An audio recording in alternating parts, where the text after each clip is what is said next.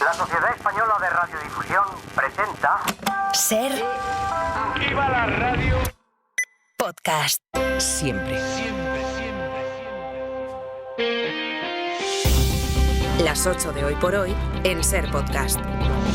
Hola, muy buenos días. Europa afronta un debate clave si copia el plan de Meloni en Italia y deporta a países terceros a las personas migrantes. A su vez, España se enfrenta a otra urgencia social cuyo clamor ha llegado a las calles: el precio de los alquileres y el acceso a la vivienda. Son discusiones que definen nuestro modelo de sociedad y estamos a una hora de comprobar de qué manera centran, si es que lo centran, el debate político. Porque en una hora empieza la sesión de control al gobierno en el Congreso. El PP intentó ayer convertir esa sesión de esta mañana en un monográfico sobre el caso Koldo después de que la UCO haya situado a José Luis Ábalos en el centro de esa trama. El PP pide la dimisión del presidente del gobierno y se ha querellado contra el PSOE en la Audiencia Nacional. Responde el PSOE que su respuesta ante ese plan fue inmediato ante esas primeras informaciones, apartaron a Ábalos y señalan los socialistas al PP por el caso Zaplana, condenado por el cobro de mordidas en la concesión de la ITV. Sastre, buenos días. Buenos días, Barcelona. Bueno, con esa permanente tensión de fondo y con el gobierno en una precaria situación parlamentaria, la legislatura parece condenada a preguntarse continuamente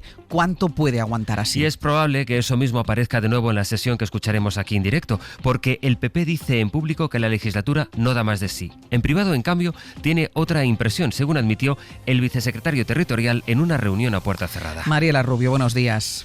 ¿Qué tal? Muy buenos días. Fue en un encuentro con cargos municipales donde Elías Bendodo admitió que es muy posible que Sánchez tenga lo que en este momento parece tan difícil, que son los presupuestos. Así es, en un imprevisto técnico nos permitió escuchar ayer el mensaje que en privado lanza la dirección a los suyos. Era el mensaje de Bendodo, vicesecretario de Política Territorial, reunido en el Senado con representantes de diputaciones del PP. No se puede sacar adelante una moción de censura, decía, porque Sánchez no solo no ha perdido el apoyo de sus socios, sino que lo va a mantener, porque es muy posible que haya presupuestos. Y yo no descarto que haya presupuestos, ¿eh? Es muy posible que haya presupuestos. Este gobierno tiene la gran capacidad de ceder en todo para seguir. Yo me atrevo, Alicia, a decir que es muy posible que haya presupuestos. Explicaba Bendodo que el gobierno está dando tiempo a RC y a Junts para que hagan sus congresos, pero que después es muy posible que haya acuerdo. Esta confesión, Ángels, reventaba en cierta forma la estrategia de la calle Génova de dar la legislatura por agotada, por insostenible y dibujar a un Sánchez desangrándose por el caso Koldo y sus ramificaciones. Con todo, el PP seguirá golpeando con el asunto de la corrupción y no solo lo hará hoy en el Congreso. Feijóo también, dicen los suyos, llevará este asunto a la reunión del PP europeo este jueves en Bruselas. Hasta luego, Mariela. Hasta luego. Sobre el caso Koldo, precisamente, preguntaron ayer a la ministra portavoz, que es Pilar Alegría. Este gobierno siempre será contundente frente a la corrupción, frente a otras administraciones, en este caso del Partido Popular, que siempre ha sido condescendiente con la corrupción. Así pues, el argumento del PSOE pasa por distinguir que ellos apartaron a Ábalos, como decíamos, ante las primeras noticias, a diferencia de lo que dice el PSOE que hace el PP con sus casos de corrupción. Y aprovechan la actualidad para establecer ese contraste después de la condena que ayer dictó la Audiencia de Valencia contra Eduardo Zaplana. Al que acusa de mordidas por la concesión de las ITV concertadas entre el exministro y el expresidente valenciano, con Juan Cotino, que llegó a ser director general de la policía. Recuerden, Zaplana se benefició de dinero en efectivo, de viajes, de inmuebles. Radio Valencia, Natalens, bon dia.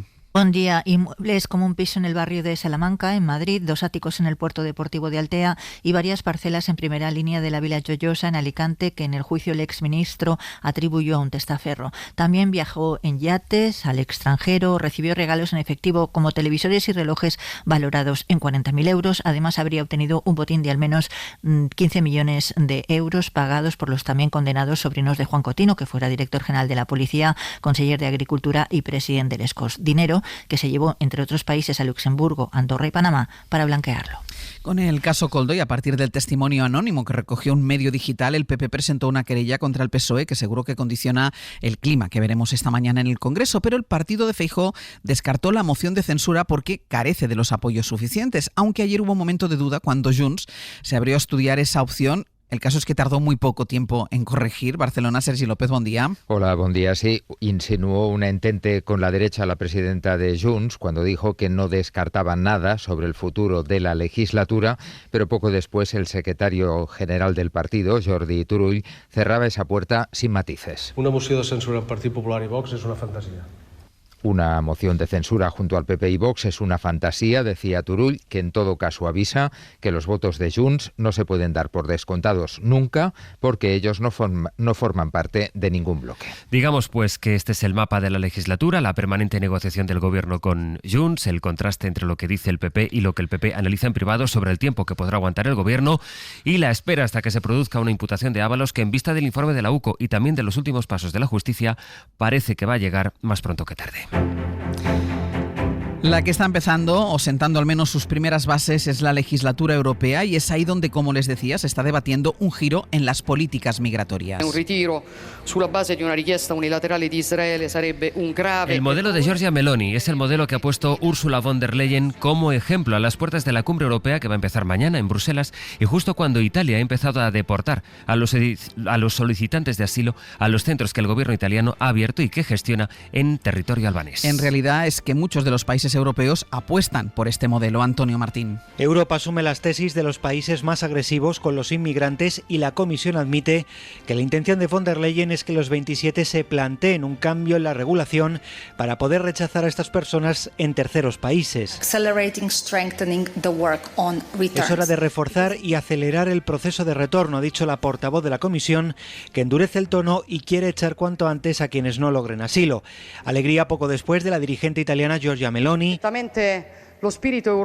que hablaba en el Senado italiano de espíritu europeo en una medida que ha calificado de valiente y que no es solo deseo de Italia, según ha avisado el primer ministro de Albania. Quien reconoce que otros países le han pedido llegar a un acuerdo para hacer lo mismo. El dirigente albanés avisa además de que este tipo de acuerdos puede facilitar la adhesión a la Unión Europea de los países balcánicos que ahora son candidatos. Bueno, ¿y cuál es la posición de España? Guillermo Lerma, buenos días. ¿Qué tal? Buenos días, Ángels. España se opone.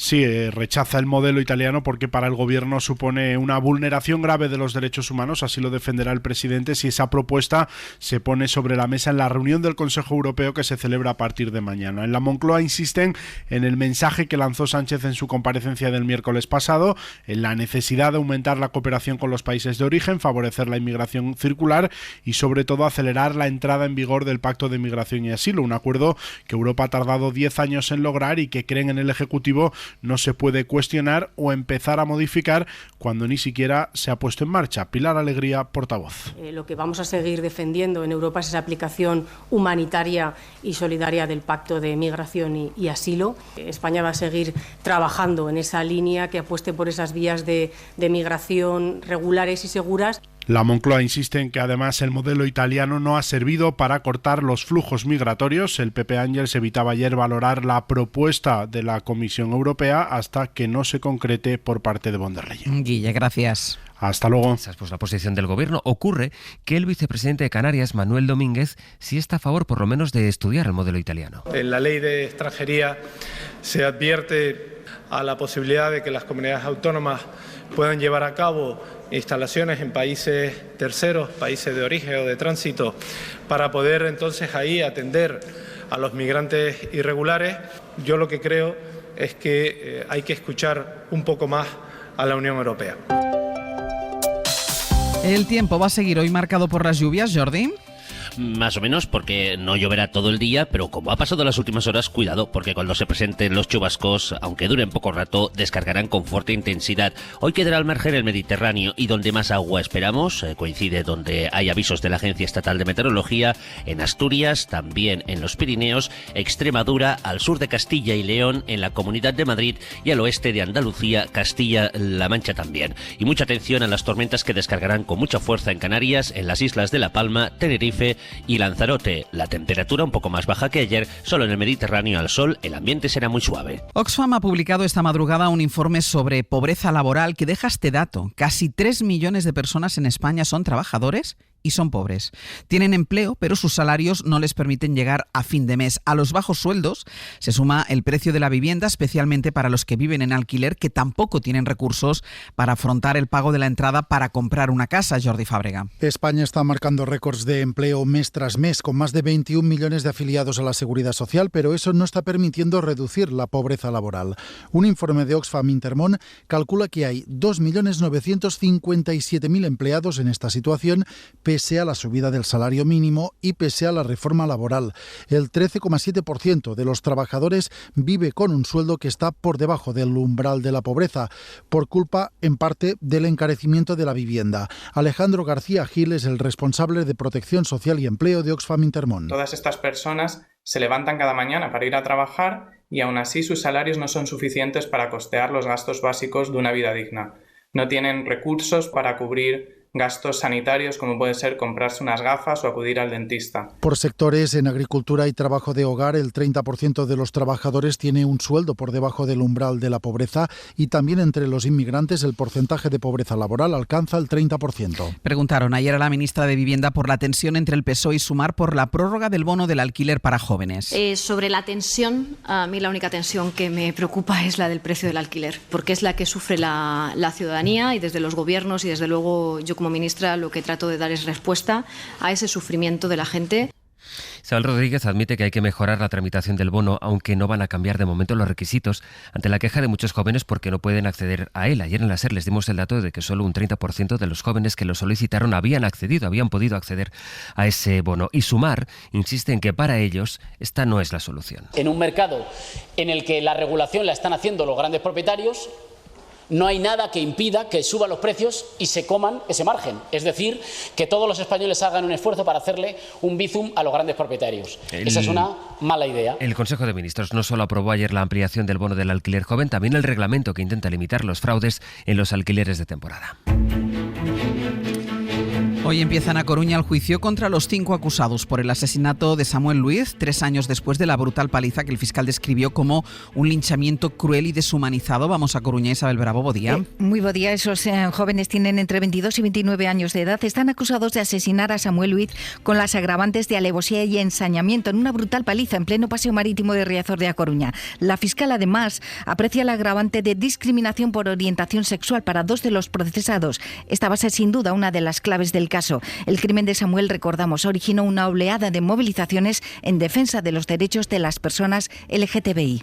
Y la Audiencia de Murcia envía a prisión a las 2 mujeres que captaban a menores para que se acostaran con empresarios, también al taxista que llevaba a las chicas, pero confirma que suspende las condenas a los 7 hombres que pagaban por abusar de las menores. Radio Murcia, Juanjo Asensio, buenos días. Buenos días. La sección tercera de la Audiencia Provincial de Murcia ha acordado la entrada en prisión de esas 3 personas de forma inmediata. Han sido condenados a 6 años de cárcel por ser considerados como los principales responsables de la red de prostitución de menores que prestaban servicio a empresarios de esta región. Se trata de 2 mujeres, las 2 proxenetas encargadas de mantener esa red y un hombre que era el encargado de hacer de taxista y llevar a las chicas menores de edad con los clientes. Este ingreso en prisión contrasta con la decisión dictada hacia los abusadores que han conseguido finalmente eludir la cárcel.